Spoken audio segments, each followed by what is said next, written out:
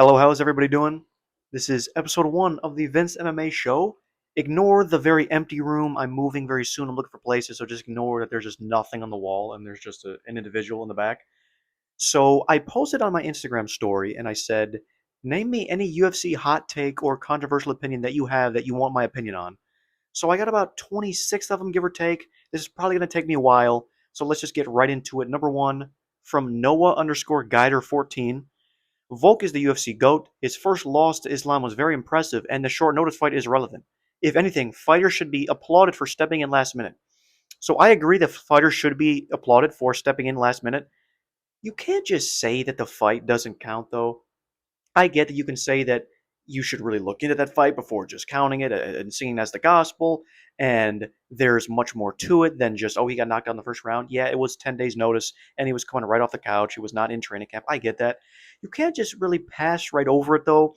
Also, for Volkanovski being the UFC GOAT, if we want to look at it through a lens where we're only looking at fighters who never pop for steroids, he's probably number 2 or 3, because if we're looking at it like that, GSP's probably number 1, and then Islam is 2. Even though he kind of popped, but that didn't. There's some asterisks to that. So, but we're not going to count that. So Islam is probably 2, and Volkanovski would be 3 in a world where we're only counting natural goats. So good question, thank you. From Jose PH Luisi underscore. Will there be anybody in bantamweight to beat Merab in the foreseeable future?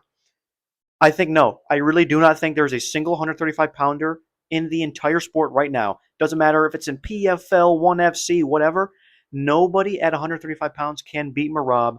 I think Alessandro Pantoja is the dude who could give him his toughest test. I've made a video about this. I may make another one that's in depth because that video was getting a lot of people liked it, and a lot of people were like, dude, what are you saying? Pantoja's too small. He's weak. He's all that. So yeah, I don't think there's any guy. I'm going to give Corey Sandhagen a 15% chance to win, and I'll give Umar maybe a 30% chance to win. I just don't think that with his gas tank, it's going to do well against Merab, because we did see him noticeably gas at around rounds 4 and 5, and those are also the rounds that Merab started to do better in and win. So there are some adjustments that Umar can make. I would like to see him get a win before that, though. I want to see him get a win against a guy that's in the top 3, top 5, so he can get pushed right back into title contention, because I don't want to just see these endless rematches. I think it's very bad for the sport if we just see immediate rematches without any fights in between. It makes the title defenses not look as good. And when you look at a fighter's resume in 10 years, you're going to say, oh, he beat this dude, and then he beat the same dude again, back to back, didn't even fight anybody in between. This guy didn't get better because he just gave him an immediate rematch. You know what I mean? So I think we need to stop with the immediate rematches, but I think Umar is definitely capable of doing it. It was a very close fight in their first fight. And Corey Sandhagen, I give him a 15-20% chance to win at bantamweight. Good question. From TOIR underscore real, maybe that's how you say it. Probably said that wrong. Kelvin Gastelum got to move back down to 170. I 100% agree. I just don't know what he's doing at 185. I guess that 185 is not as good as 170, so maybe that's where the justification comes from. But I've said this many times. If you are a career fighter, there is no reason why you should not be able to make a weight class, especially making 170 pounds as a 5'9" man. I'm not gonna just knock the dude, but there's no excuse for you being at 170. You've missed weight multiple times. He's just proven that he's not disciplined enough to stay at 170. I think he would be very competitive. I don't think he would be in the top 5 because that division is very good.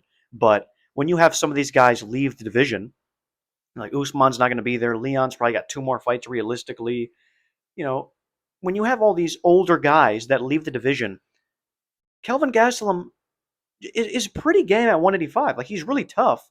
If you look at his last fight with Joe Pyfer, yeah, he did kind of get a beating in the first round and a half, but then he made round 2 close, and then he won rounds 3. So when you're fighting at 170 and you're in way better shape and you're quicker and you're not completely dwarfed by these people, I think you can do very well at that weight class. So, yeah, he needs to go back down to 170. Good question. Mikhail.m4 says Usman versus GSP would have had families. Absolutely. I don't know if we're just talking straight from a fantasy matchup point or from like actually trying to make this fight, because I don't really know when it could have happened, because GSP came back in 2017 at middleweight to win the middleweight belt, and around 2017 Kamaru Usman was, high in the rankings but not champion yet. So I don't know if he's saying that 2017 Usman versus 2017 GSP or just them two in a fantasy matchup. Probably talking about the fantasy matchup. I think that would have been super entertaining. Honestly, I think that's really tough. Because I love Kamaru Usman. He's one of my favorite fighters of all time, probably top five. That's really tough. I might say that Kamaru Usman would win that fight. It would be very close. I think if they fought each other 10 times, it would probably be 5-5, or maybe 6-4 Usman, or maybe 6-4 GSP. That's really tough. I might make a video about that. Not its own video, but I may talk about that topic in a video, because that's a very interesting matchup to look at. Good question. Oscar underscore ATX. Worst debut performance, CM Punk or Patchy Mix? So I'm going to say CM Punk because he's just a bad fighter. Like, there's nothing good about him. And he fought, I want the dude's name was Mike Jackson, I think was his name in his debut. And he's just not good at all. He was a employee for the UFC. You know, you can give Patchy Mix the benefit of the doubt to where he fought a dude who was in the top 8 in the UFC on an 8-fight win streak. Actually, a really good fighter, regardless of what anybody will say. So we're gonna say that it was CM Punk, but Patchy Mix did have a very pitiful performance, and I really hope to see him really dial in the skills and look much better in his next fight. Good question. We have underscore Alfie5517 underscore. Skill for skill, Ilia Topuria is the featherweight GOAT and would beat anybody ever. He actually had two questions, so that's going to be the first question. So, skill for skill, I do believe Ilia Topuria is the featherweight GOAT if we're just talking skill for skill. But then again, though, you got to look at Volkanovski, because he's so well rounded, and there is not even close to a weakness anywhere in Alexander Volkanovski's game. What you could say for Ilia Topuria is that we haven't seen him fight a pressure wrestler like Islam Makhachev, so we don't know how he would look against guys like that. And we also haven't seen him fight Charles Oliveira yet, a guy who can take you down and kind of have his way with you. So I think I'm going to say possibly. As of right now, I'm going to say Alexander Volkanovski. And I know watching Topuria fight at 155 is irrelevant to this question because we're talking about 45, but we just haven't seen him fight all of the styles that Alexander Volkanovski has. So I guess as a result, we'll say Alexander Volkanovski for now, but Ilia Topuria is neck and neck with him, and of course Topuria did beat him, so you have to think about that as well. His second question was Tom Aspinall is the most skilled heavyweight ever. Yeah, I mean, yeah, I'd probably agree. I don't really know who else it could be. Like, we're not really going to count Jon Jones because he only has 2 fights at heavyweight and probably will never fight again. I mean, who else could you say? Like, you're obviously not going to say Cyril Gane because he's very one-dimensional. You're not going to say Francis Ngannou because he's nowhere near as credentialed and skilled on the ground as Tom Aspinall. So, I mean, yeah, I don't really know who else it would be. So I would say it's definitely going to be Tom Aspinall. Good question. Underscore Lucas, I'm sorry, Lucas Griselli underscore. Islam's resume is not that impressive. I could not disagree more, dude. I could not disagree more. I think Islam Makhachev has between a top 3 and 5 resume of all time. Okay, so let's just only look at his title wins. So you go UFC 280. He fights and destroys Charles Oliveira, right? Who technically was champion. I know officially he wasn't because we had that weird controversy where he missed weight on the scale, but we all know that Charles Oliveira was champion at that time. So you beat a prime champion Charles Oliveira, and then UFC 284, you beat number 1 pound for pound Alexander Volkanovski in a clear decision. It was not a domination, but it was a comfortable decision. I am also going to make a video about that. I've had that planned for a while. So UFC 284, that happens. His next fight was UFC 294. He beats Alexander Volkanovski again, kicks him in the head and beats him in round 1. His next fight after that was UFC 302. Dustin Poirier outboxes him with staph infection, takes him down, has his way with him, kinda, and then takes him down in round 5, and Darce chokes him. That was UFC 302. His next fight was UFC 311 in Renato Moicano. and he just destroys him in one round. So the win streak that he is currently on, well, number one, it's tied for the longest of all time, but also just the title wins that he has right now are some of the best that we've ever seen because you have Charles Oliveira one time, Alexander Volkanovski twice, Dustin Poirier, Renato Moicano. It's very, and not even to mention his Mateus Gamrot win, his Dan Hooker win. Both of those wins are aging very well. So he's got a Bobby Green win, which is decent. He's got Galazzo T. I'm at this point, I'm just listing out names, but you get what I mean. Like his resume is very, very good, and I just don't see how you could say it's not that impressive. And you're just gonna say the whole featherweight thing, and that's just such a lazy argument that I don't like that people say. Good question though. Next we have motherfucking Cam.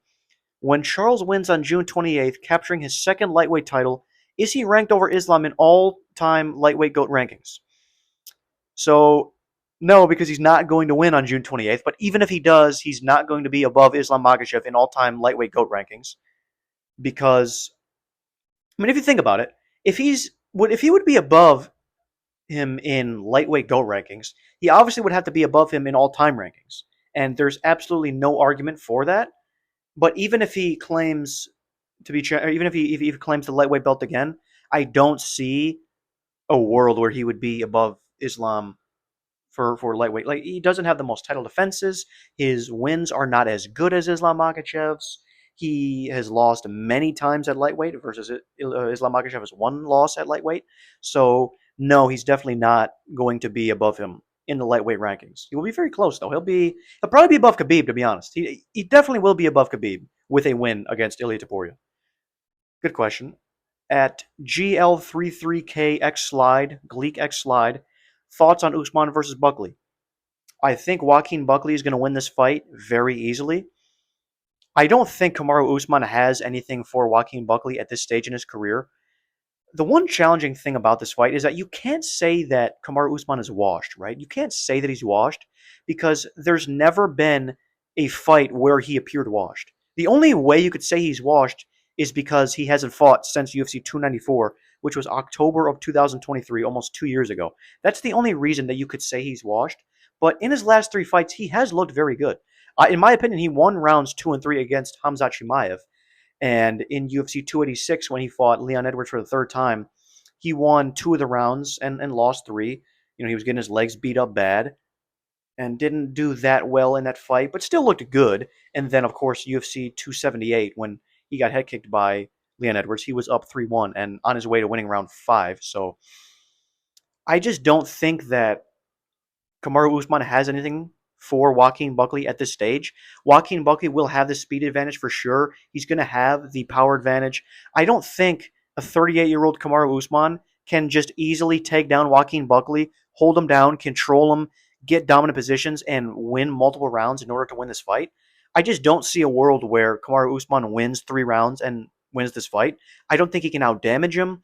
I think he's got a really good jab, but that's really it, though. He has a jab, and he can kind of work off that jab, but he doesn't throw leg kicks. He doesn't throw high kicks because he has fucked up knees, right? So I think Joaquin Buckley is super aggressive. I don't think he's going to be scared of anything that Kamaru Usman has for him. I think he can definitely stuff the takedowns. He was doing that against Colby Covington. Yeah, he did get taken down a couple times, but he was never held down because Joaquin Buckley is just a big ball of muscle. He's incredibly dense and powerful. So I just can't see a world where Joaquin Buckley gets held down. I think that he's going to TKO him in rounds 3 or 4. He's going to come out super quick, super high pace. He's going to be really aggressive on the feet, throwing a lot, which Kamaru Usman is going to be getting used to being back in the octagon. So he's going to have to weather that early storm. And if I was Joaquin Buckley's coach, that's what I would do. I would say you have to be on the gas from the very moment this fight starts because you need to overwhelm him. He hasn't been in the octagon for a very long time. And yeah, I'm going to make an in-depth video about that prediction and the UFC Atlanta card in the next few days. Very good question, though. Thank you. Next question. Pacing in airport. Volk is low-key a boring champion. I disagree. I don't really see what fight that you could watch from Alexander Volkanovski to the point where you would say he's boring. You know, when he just reclaimed the belt against Diego Lopez, I don't think that fight was boring. I saw some nerds on Instagram saying he's running. Oh my God, he's like Yusuf Zalal. He's just running the whole time. Hey, dude, do you expect Alexander Volkanovski to fucking stand and trade with 30 seconds left in the fifth round when he's 36 years old and he's up 4-1? Do you really expect him to do that, bro? That's just not who he is, and that's fucking dumb to do that. So yeah, there's no fights for Alexander Volkanovski where you can say he's boring. If you look at when he fought both Islam fights, neither were boring. I mean, I guess the second one was 2 minutes long. The first Islam fight was fucking fireworks. It was fight of the year. It's probably top 5 fights of the decade. You have his fight against Yair Rodriguez was not boring. All 3 of his Max fights weren't boring. His Chad Mendes fight wasn't boring. Like, I could just go down the list. There's never been a boring Alexander Volkanovski fight. So I disagree with that completely. Thank you for the question. At Carlos underscore Osuna, TJ is greater than O'Malley. So I would probably say yeah. I would agree with that. His bantamweight resume is definitely much better. It's deeper as well. Now the names are, it's going to be Cody Garbrandt twice. He's got Renan Barao twice. Like, you have some good names on there, right? And you have more defenses. I believe he has the most defenses at bantamweight. I believe, off the top of my head, I believe that's correct. And Sean O'Malley really only has a 3-fight win streak, right? He has the Cheeto Vera fight, looked dominant, landed amazing, landed 230 strikes in that fight, knocked out Aljamain Sterling, and you have the Petr Yan fight, which I don't personally think he won. And then if you go before that, you got Thomas Almeida, you just have bad. You got Eddie Wineland, you got Chris Moutinho. You just don't have any good names. He fought Pedro Munoz, but that ended up being a no contest. You have that weird fight against Marlon Vera as well, the first one where of course, your leg got kicked and the perennial nerve shut down, and then he got TKO'd. So, I mean, honestly, at this stage, the only way you could say TJ Dillashaw is not a better bantamweight than Sean O'Malley is the fact that, he popped for steroids, bro, as if Sean O'Malley did not also pop for steroids. So that automatically shouldn't count. Yeah, I think TJ Dillashaw is definitely a better bantamweight of all time than Sean O'Malley. Good question. Thank you for that. Dylan Judd 04. Jones is not the GOAT. He fought 90% puffed up out of their prime middleweights. And whenever he did fight someone his size, he barely scraped by them or arguably lost. So, a lot of what you said is true, right? I do have Jon Jones as the GOAT. And let me just put this out there. I'm not a Jon Jones fan. I think he's a pretty despicable human being. He's done a lot of terrible things. I could go on a 30-minute rant about what he's been doing in the heavyweight division now, and it's so bothersome. And I, I'm just going to get angry thinking about that. So let me just put this out there where I am not a Jon Jones fan. I don't think he'll be GOAT for a long time. And because I think Merab has GOAT potential for sure. If he gets 2 or 3 more wins, he's above him. If Ilia Topuria wins 155 pounds and gets 1 or 2 more wins, I think he's the greatest of all time. I think that Islam Makhachev, 1 more win and he's the GOAT. Maybe 2. But 1 or 2 more wins and he's easily the GOAT. I think that Jon Jones is, though. There's definitely a lot of truth to the point where, yeah, he was fighting a lot of undersized light heavyweights. Yeah, that's very true. He's, Mauricio Shogun. Like, a lot of these names just weren't the greatest. He's fighting Ryan Bader. So I definitely get that. But one thing that I will say is that 16 title wins is almost irrefutable. Like, that kind of just speaks for itself. Yes, you definitely could downplay them for sure, but the fact of the matter is he does have 16 title wins and 12 defenses. And yeah, if you want to look at times where he fought guys his size, like Alexander Gustafsson in the first fight, yeah, that fight was extremely close. Some people had to go in either way. You have the Dominic Reyes fight, which of course he did lose. So yeah, there's a lot of truth to that, and I think that's why he's not fighting Tom Aspinall, because not only would he be his size, he would be larger than Jon Jones and a more diverse skill set than Jon Jones. So yeah, I definitely see what you're trying to say, and there's definitely a lot of truth to that. I would say that Jon Jones is the GOAT still, but he's hanging on by a thread. Good question, though. Thank you. Next question at Lance underscore 530. What's your opinion on Ilia going against the greatest finisher in UFC history while being undersized?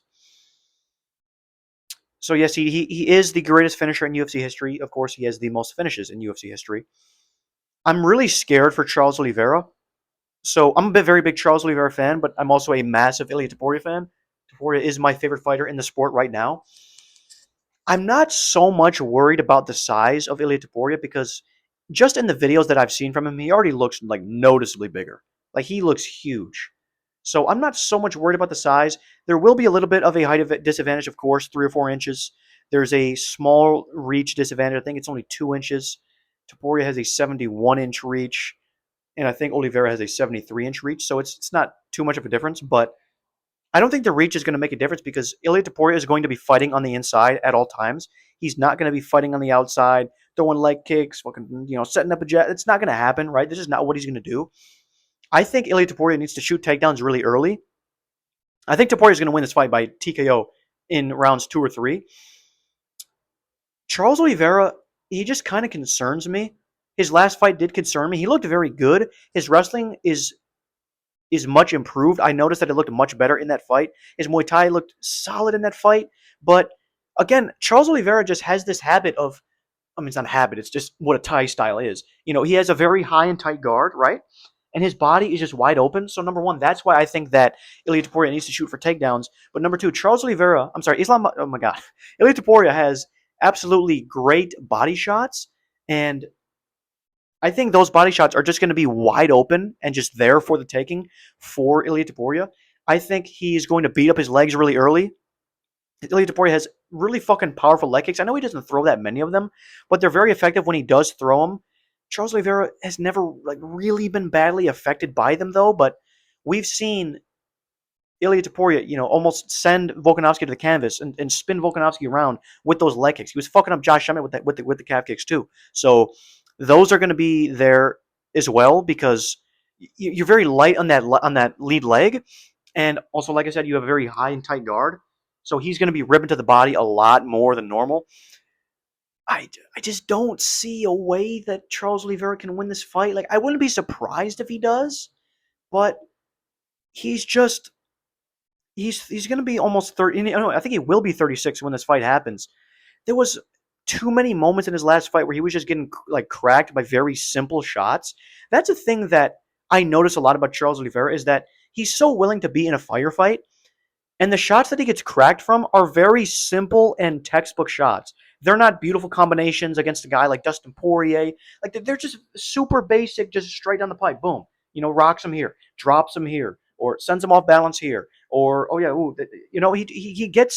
he does get rocked. He hasn't been badly dropped in the last 3 of his fights, but he was just getting very easily tagged by Arman Sarukian. Like he was getting hit by multiple fucking axe kicks. He was getting jabbed up bad. A couple head kicks were landing. I know that's not necessarily Ilia Topuria's game, but Charles Oliveira has just been seeming to get hit by a lot of these rudimentary shots, and Ilia Topuria is all but rudimentary with his offense. He's fucking dominant as hell. So I'm very scared for Charles Oliveira, and I think that this is going to be the last that we see of him as we know it. I think he's going to get beat pretty badly. So good question. Thank you for that. At Robert Not Kelly, Kamaru Usman's Kamaru Usman's championship run was not all that. There is some truth to that, but if we're gonna say that Kamaru Usman's championship run was not all that, whose was? Yeah, you do have Colby Covington twice. Those were still very formidable wins. To be fair, the second fight I do believe was a draw. There was the 10-8 round, and I thought Colby Covington won rounds 2, 4, and 5. I think it was 2, 4, and 5. Maybe it was 3, 4, and 5. Don't quote me on that. I just know that Colby Covington should have won 3 rounds, and one of the rounds was a 10-8, and another round Kamaru Usman won, so that makes it a 47-47. You have Jorge Masvidal twice, one time on 6-day notice in Abu Dhabi. You have Gilbert Burns and you have T. Wood, who was still good at that time. Like, he was not out of his prime. Like, that was kind of the last that we saw of him. He never was himself after that. But he 50-44 Tyron Woodley. Knocked out Gilbert Burns, knocked out Jorge Masvidal once, knocked out Colby Covington once, beat Jorge Masvidal and Colby Covington by decision as well. His title run is very good, and of course he was dominating Leon Edwards too. I definitely can get what you mean, but if we're going to say that his championship run was not all that, then there's very few fighters of all time that have had good championship runs. Like, you know what I mean? So, good question though. Thank you. At MT Davis 24, Ilia already top 8 all time. I'm going to say no, not yet. I think he's between 10 and 12. His current win streak his current last two wins are probably the best back-to-back wins in UFC history. I don't really know what could be better than that. So he's definitely near the top 10, just off the sheer fact that he knocked out Max Holloway, the dude who has the greatest chin of all time, guy who was seen as the best boxer in UFC history. And, also Max Holloway is a top 15 to 20 fighter of all time, too. And he beat Alexander Volkanovski, finished him, who is a top, 4 to 6 fighter of all time. So just off that gets you up in the rankings. But he's not top 8 just yet. If he beats Charles Oliveira, he's probably top 8. If not top fucking 7. So, I'm a big Topuria fan, and I really hope that he goes on this run. I love Volkanovski too, but I mean, dude, sometimes you just gotta be. Sometimes people are just stepping stones in other people's lives. Alexander Volkanovski was a stepping stone in what's his name, in Ilia Topuria's career. Max Holloway was a stepping stone in Ilia Topuria's career, and Charles Oliveira will also be that. So sometimes you just have these generational talents that just come out of nowhere and they just go on such a good run, which is what we're seeing right now. So he is not top 8 just yet, but he's very close to that right now. Good question. Thank you. At Rashad Fawzi02, Tom Aspinall will be heavyweight GOAT. Yeah, I mean, I think it's pretty obvious. The only person that he's in contention for is Stipe Miocic. I guess Francis Ngannou may be a greater heavyweight of all time too, because he has that Stipe Miocic win, which is a very good win. But Francis also has a couple interesting losses too. So I think when Tom Aspinall beats Cyril Gane and beats Jailton Almeida, because he's not going to fight Jon Jones, that fight will never happen. I've been saying this for over a year. This fight will never happen. People were so excited and they got their hopes up about this fight. It's just never going to happen. So when he beats Cyril Gane, he's probably the greatest heavyweight of all time. I don't know. Probably not. He'll be a clear cut number 2. I think Stipe will still be above him, but if he beats Gane and then Almeida, or Gane and then Volkov again for whatever reason, or Taliesin Teixeira goes on a crazy run, like he's beat everybody. The only names at heavyweight that he has not fought is Cyril Gane, Jailton Almeida, and Waldo Cortez Acosta, and Ryan Spann, and Vitor Petrino, because he's now a heavyweight. It's so easy to clear out your division if you're Cyril Gane. If you're Tom Aspinall, you just need a Cyril Gane win, and then I guess you just have to fight Volkov again for whatever reason. So yeah, he will very soon be the heavyweight GOAT within a year or two. Good question, thank you. At J from the P, Jon isn't the best pound for pound fighter like Dana says. Yeah, I totally agree. There's nothing that we've seen in the past 7 years that we can say, oh yeah, Jon Jones, clearly the number 1 pound for pound fighter. I mean, I don't even need to get into this. Like he beat a 42-year-old Stipe Miocic who was coming off a 3-year retirement and a loss, and before that he beat Cyril Gane. Sure, I mean, yeah, good win. Cyril Gane has never been a formidable opponent on the ground ever in his career, and his last fight before that was Dominic Reyes, which we know he lost. And you got Thiago Santos. Like we just haven't seen anything in the past 6 to 7 years where we can say that Jon Jones is the clear number 1 pound for pound fighter. I think it's a fucking disgrace that he's even in the top 5. But I guess he's a champion, so he's got to be. And if you're heavyweight champion, that means you're the fucking baddest man on the planet. So sure, dude. I guess that's what we're gonna do here. Good question. Thank you. At C.WXLL_. Conor McGregor is on the UFC Mount Rushmore. He may not be a GOAT when it comes to ability, but he blew up the UFC and brought it to a whole new level of stardom. First ever double champion and a lot of entertaining fights. Yes, I do agree. I don't think there's a world where if you're making a UFC Mount Rushmore that you don't include Conor McGregor, because I mean, like him or not, he absolutely skyrocketed the sport and the value of this company and made it what it is today and made it a generational global phenomenon. So yeah, there's just no way in hell that you can't include Conor McGregor on a UFC Mount Rushmore. Like I said, you can have your opinions about him, the things that he's done outside of the cage and other things like that. But I mean, yeah, there's no way you don't have him on the UFC Mount Rushmore. Good question, thank you. At man, JD Seisler 1131. I probably said that very wrong. I'm sorry. Do you think Merab is on the greatest win streak of all time, opponent wise? Probably, yeah.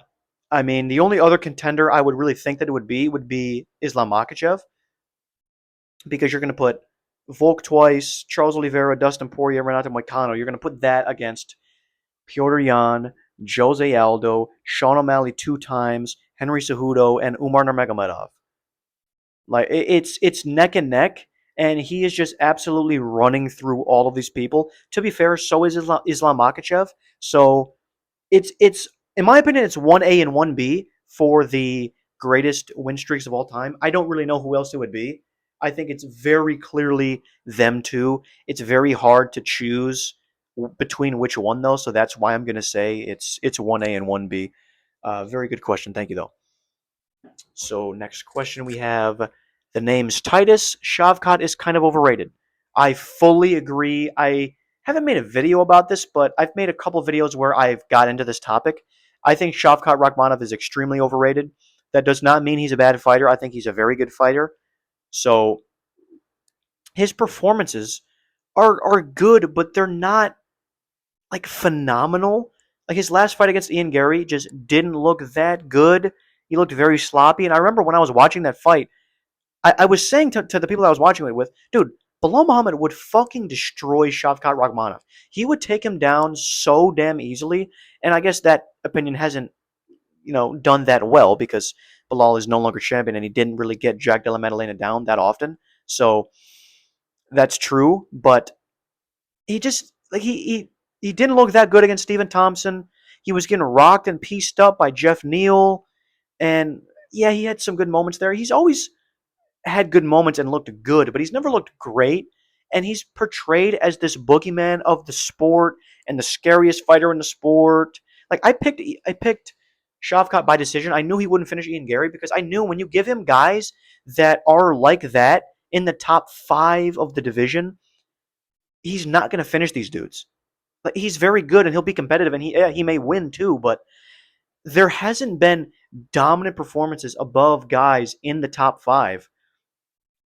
And I mean, he also just doesn't fight. He just never fights. I know that's not his fault, but he just gets injured all of the time. There are still people that says he's in line and next in line for a title shot. You are fucking insane, dude. If you think that Shavkat Rakhmonov deserves a title shot, I can't. I don't understand. I don't understand what you're thinking, because, dude, you have a guy who just doesn't fucking fight and hasn't and has won for sure. He's beat some guys. He's undefeated. He has a couple good wins, but he just doesn't fight, bro. You can't just have a dude who pulls out of fights and will agree to fights and then pulls out due to injury. You can't just guarantee a title shot for this guy, especially from a company standpoint too. If you're trying to run a business, you absolutely cannot guarantee a title shot for Shavkat Rakhmonov. He does not deserve it whatsoever. The next fight to make is him versus Bilal Muhammad, or just him versus a dude that's in the top 3. Absolutely no fucking way does he deserve to fight for the belt again. Good question though. Thank you. Next question. Where are we at? At Caleb Taylor George. DC is greater than Jones. No, he's not. No. I mean, not only did they fight 2 times and Jones beat him 2 times, there's just nothing about his resume that would warrant me to say that DC is greater than Jon Jones. I love Daniel Cormier. I fucking love DC. Like he's one of the most hated on figures in the UFC. Dude, I fucking love DC. He's so damn cool. But no, he's just not greater than Jones. Good question though. Thank you. At C. Takaite. It's definitely pronounced wrong. I'm very sorry. What do you think is Ian Garry's ceiling?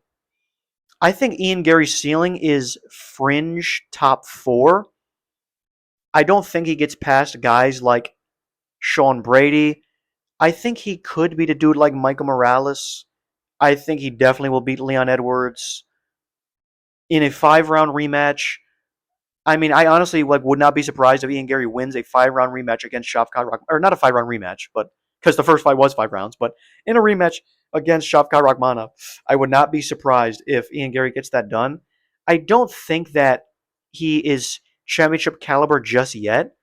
I think if he fights a guy like Bilal Muhammad and gets a fight against a guy like that who has championship experience and just a skill set that would be a good deterrent to Ian Garry's skill set. I think if he fights a guy like that and does really well and wins, then maybe he'll be higher than that. But I think right now, to me, in my opinion, his ceiling is top 3 contender, and he'll probably fight for the belt, but probably lose a decision, in my opinion. Good question, though. Thank you. At Jacoby Hinton, Corey Sandhagen is the best martial artist at 135 pounds. Merab has learned how to game the point system, but that's not the same thing. So I do agree that Corey's. I mean, I don't know. It's between him and Umar Nurmagomedov. I think it's them two in terms of being the best martial artists at 135 pounds. Because the one thing you can tell about Corey Sandhagen is that he is so particular about his training, and you can just tell what he worked on in a training camp. Like it doesn't matter. Like in the Rob Font fight, you could tell that he was training the fuck out of takedowns. And to be fair, he was taking him down a lot because he tore his tricep in the first round of that fight. But when he fought Umar Nurmagomedov, you can tell that he was just drilling the fuck out of takedown defense. And to be fair, he did really well in that aspect. He did get taken down a few times, but then when he fought Davison Figueiredo, you could just tell like he looks so polished. And Corey Sandhagen does improve in every single fight. And he's just a nerd in that way. So you can tell that he is so focused on improving every single aspect because that's also what he said too. Like he is dedicated to being a great martial artist. He has said that he doesn't deserve to fight for a belt if he hasn't fought every style, and that's the reason why he took the Umar fight, which nobody told him that he should because he's much below him in the rankings. So right now, I would probably say it's Umar Nurmagomedov, but Corey Sandhagen is very close, and when he fights Merab, I think he's going to look improved in a lot of ways, but I just think that Merab is going to be too much for him. So I will say that I will say that Umar is the greatest martial artist at 135 pounds. And what you said about Merab being able to game the point system, I feel like you worded it in a way that makes it seem like he's being cheap or like what he's doing is very skillful, and he's not just gaming the point system and fucking taking you down and laying on you. Like he's outstriking these guys, and he's controlling these guys, doing damage to these guys, and now he's fucking finishing these guys. So I don't think he's gaming the point system. I think he's just better than all of these people.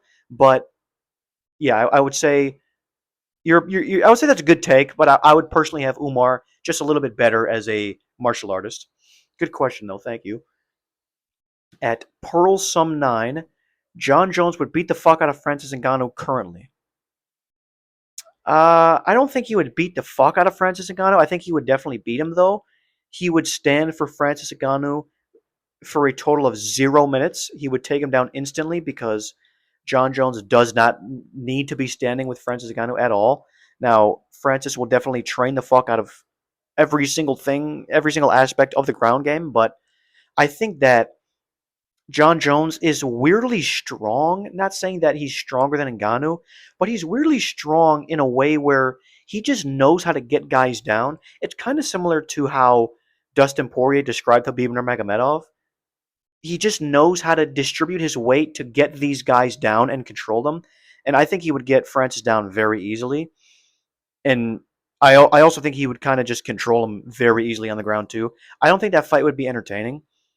But I do agree that Jon Jones would beat Francis Ngannou right now. At Brandon underscore Gilchrist, Merab could be in the top 5 conversation if he has another title defense and beats Pantoja. I 100% agree. I think if he beats another guy right now, like Corey Sandhagen, he's probably top 5. Like I have him, I have him now at my number 10. If he beats Corey Sandhagen and continues this win streak, yeah, I have him at my number 5 spot probably. And dude, if he beats Pantoja, he's like number 2 or 3 of all time. Like, what could you say to him at that point? Like that would just be that that that would already what's already right now the greatest win streak of all time. That would just make it so much better. So yeah, he would be between top 2 and 5, maybe fucking number 1. We don't even know what's gonna happen. Maybe Islam loses and that pushes him down in the rankings. Maybe Topuria loses. Maybe these guys lose. So if he continues on this win streak and these other guys lose, I mean, yeah, like he could be between number 1 and number 5 of all time. Merab Dvalishvili has true GOAT potential. So I agree. Great question. Thank you. The final question number 24, at K12 Gone Switch. DC has the best of wrestling. He was able to toss 190 plus guys around. I'm assuming you're talking about weight classes. I mean, yeah, he fought at much higher weight than that too. He fucking fought at light heavyweight and heavyweight. So, I mean, I don't know if he's saying he has the best wrestling of all time or in UFC history. I wouldn't say that he does. I would say that his wrestling is very underrated in the UFC, though. Really, not a lot of people talk about that. And I think that his ability to toss around guys that are just way larger than him definitely is a testament to his skill and his strength. But I don't think he's the best wrestler of all time. It's very good though. Like I think it's very underrated when we're talking about UFC. I don't know if you were also grouping in his Olympic days as a wrestler too, but yeah, I would say his wrestling is extremely underrated, but not the best of all time. Good question though. Thank you. That is all the questions. Did not expect this video to be that long, so thank you very much for watching, and thank you very much for tuning in to episode 1. I'm going to try to make between 1 to 2 of these type of videos a day, and I also do my daily content on Instagram and TikTok at VinceMMA1, so do make sure to follow me on both of those platforms, and like and follow this video. Give me any other video ideas that you would like me to do, and thank you very much for watching.